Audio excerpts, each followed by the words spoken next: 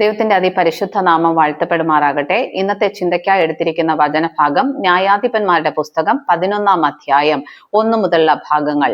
ഈ ഭാഗം വായിക്കുമ്പോൾ അവിടെ നമുക്ക് യിഫ്താഹ് എന്നൊരു മനുഷ്യനെ കാണുവാനായിട്ട് സാധിക്കും. യിഫ്താഹ് പരാക്രമശാലി ആയിരുന്നെങ്കിലും വേശ്യാപുത്രനായിരുന്നു എന്ന് അവിടെ എഴുതിയിരിക്കുന്നു. ഗിലെയാദിന് അന്യസ്ത്രീയിൽ പരസ്ത്രീയിൽ ഉണ്ടായ മകനാണ് യിഫ്താഹ്.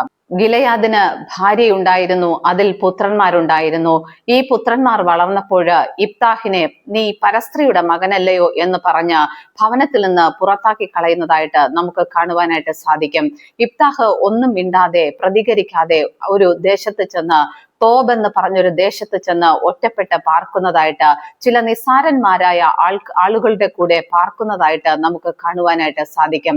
ഒരിക്കല് അപ്പന്റെ മകനായി ഭവനത്തിലെ നന്മ അനുഭവിച്ചിരുന്ന മനുഷ്യൻ അപ്പന്റെ കാലശേഷം സഹോദരന്മാരാല് കുടുംബത്തിൽ നിന്ന് തള്ളപ്പെട്ട് ഒറ്റപ്പെട്ട് ഒഴിവാക്കപ്പെട്ട് ഒരു ദേശത്ത് ചെന്ന് നിശബ്ദനായി പാർക്കുന്നതായിട്ട് നമുക്ക് കാണുവാനായിട്ട് സാധിക്കും. നമ്മുടെ ജീവിതത്തിലും ഇതുപോലെയുള്ള വേദനിപ്പിക്കുന്ന അനുഭവങ്ങളിലൂടെ നാം കടന്നു പോകേണ്ട സാഹചര്യം ഉണ്ടാകാം. പലരുടെയും ജീവിതത്തില് പല മേഖലകളിൽ അവര് ആത്മാർത്ഥമായിട്ട് അധ്വാനിച്ചിട്ട് ശുശ്രൂഷ രംഗങ്ങളിൽ, മിനിസ്ട്രികളിൽ തങ്ങളുടെ ജീവിതം കൊടുത്ത്, ഉറക്കം കൊടുത്ത്, സമയം കൊടുത്ത് ആത്മാർത്ഥമായിട്ട് അധ്വാനിച്ചിട്ട് പുറന്തള്ളപ്പെട്ടു പോയാല്, പരിഹസിക്കപ്പെട്ടു പോയാല്, ഒരു ദിവസം ആരുമല്ലെന്ന് തിരിച്ചറിയുന്ന നിമിഷത്തില്, അല്ലെങ്കിൽ ജോലി സ്ഥലങ്ങളിൽ ഏത് മേഖലയിലാണോ നിങ്ങൾ ആയിരിക്കുന്നത് അത് നിങ്ങളുടെ സ്വന്തമെന്ന് കരുതി നിങ്ങൾ നിന്ന ഇടത്തുനിന്ന് നിങ്ങൾ അള്ളപ്പെടുമ്പോൾ നിങ്ങൾ ഒരു പക്ഷേ തകർന്നു പോയേക്കാം.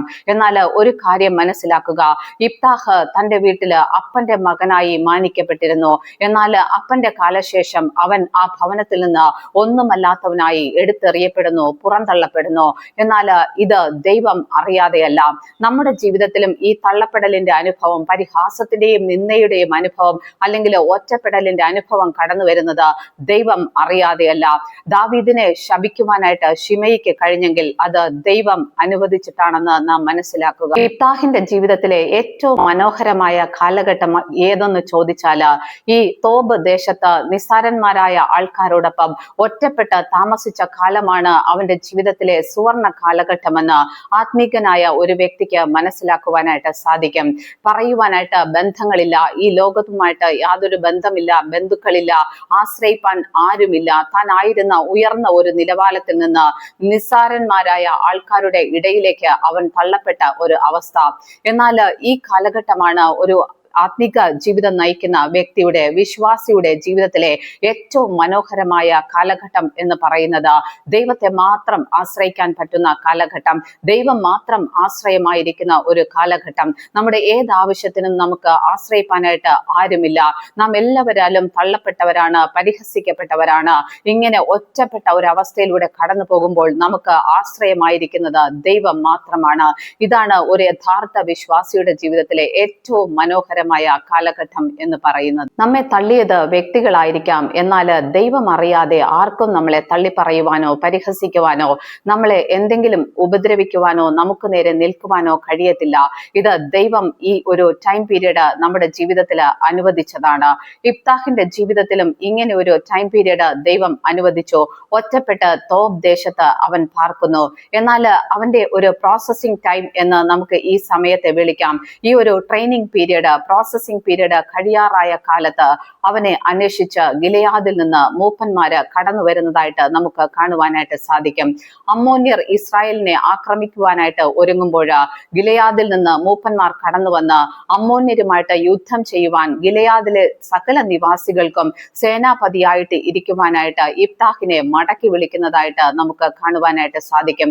എവിടെ നിന്നാണോ അവൻ തള്ളപ്പെട്ടത്, തന്റെ പിതൃഭവനത്തിൽ നിന്ന് പരിഹാസ വിഷയമായി പരസ്ത്രീയുടെ മകനായി പുറത്താക്കപ്പെട്ട അവൻ ഗിലെയാദിലെ സകല നിവാസികൾക്കും സേനാപതിയായി തീരത്തക്ക വിധത്തില് ദൈവം അവനെ മാനിക്കുന്നതായിട്ട് ഈ ഭാഗം വായിക്കുമ്പോൾ നമുക്ക് മനസ്സിലാക്കുവാനായിട്ട് സാധിക്കും. യിഫ്താഹ് ഗിലെയാദിലെ മൂപ്പന്മാരോടൊപ്പം ഗിലെയാദിലേക്ക് കടന്നു പോകുന്നു. അവിടെ സകല ഗിലെയാദിലെ നിവാസികൾക്കും സേനാപതിയായി മാറുകയും അമ്മോന്യർക്കെതിരെ യുദ്ധത്തിനായിട്ട് തയ്യാറെടുക്കുകയും ചെയ്യുന്നു.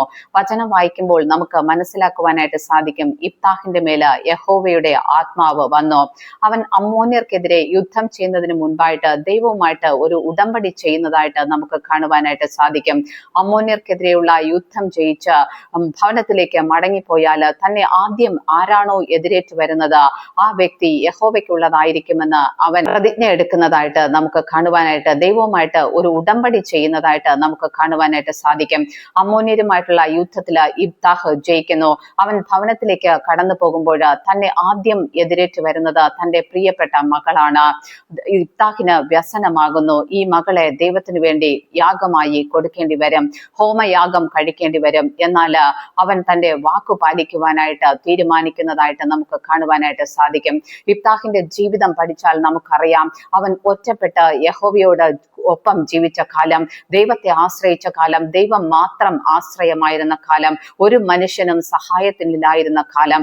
ഈ പ്രോസസ്സിംഗ് ടൈമാണ്, ഈ ട്രെയിനിങ് പീരീഡ് ആണ് ദൈവവുമായിട്ടുള്ള ബന്ധത്തില് തന്റെ ജീവിതത്തിലുള്ള എല്ലാത്തിനെയും ദൈവത്തിന് കൊടുക്കുവാൻ, ഏറ്റവും പ്രിയപ്പെട്ടതിനെയും ദൈവത്തിന് യാഗം കഴിക്കുവാൻ അവനെ പ്രാപ്തനാക്കിയത്.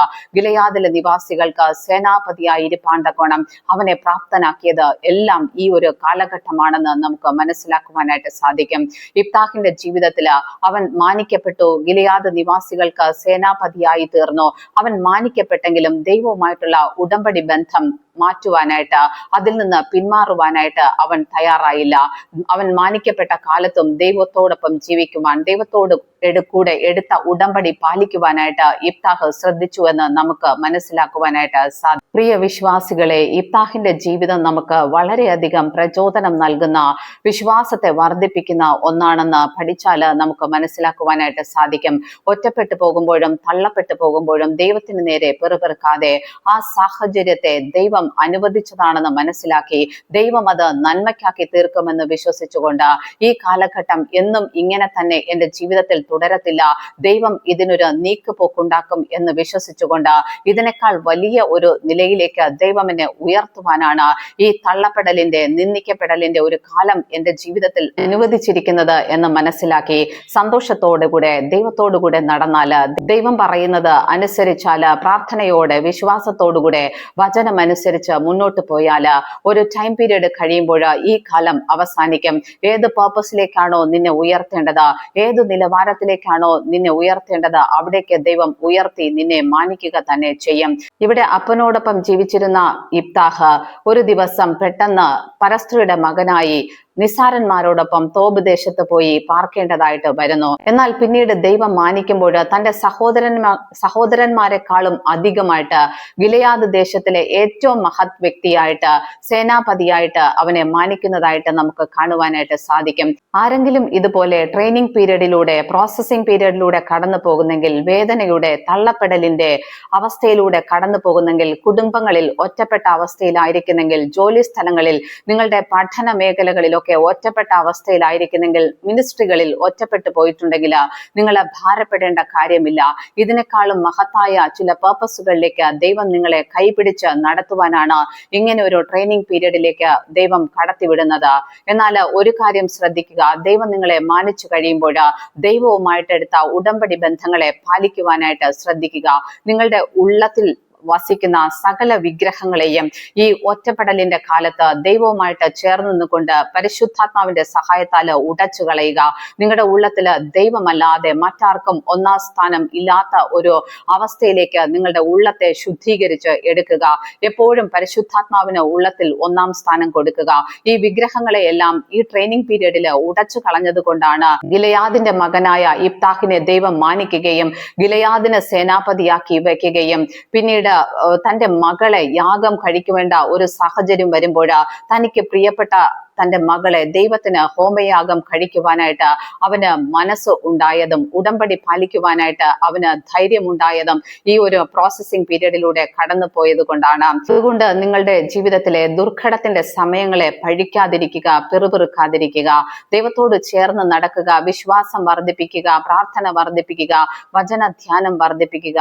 ദൈവത്തോട് കൂടെ ചേർന്ന് നടന്നാൽ ഉറപ്പായിട്ടും ദൈവം നിങ്ങളെ മാനിക്കും. പലരും ഈ ദുർഘട സമയങ്ങളിൽ തള്ളപ്പെട്ടു പോകുന്നതിന്റെ കാരണം ഈ സമയം പിറുപിറുത്ത് തീർക്കുന്നത് കൊണ്ടാണ്, ദൈവത്തെ പഴിച്ച് തീർക്കുന്നത് കൊണ്ടാണ്.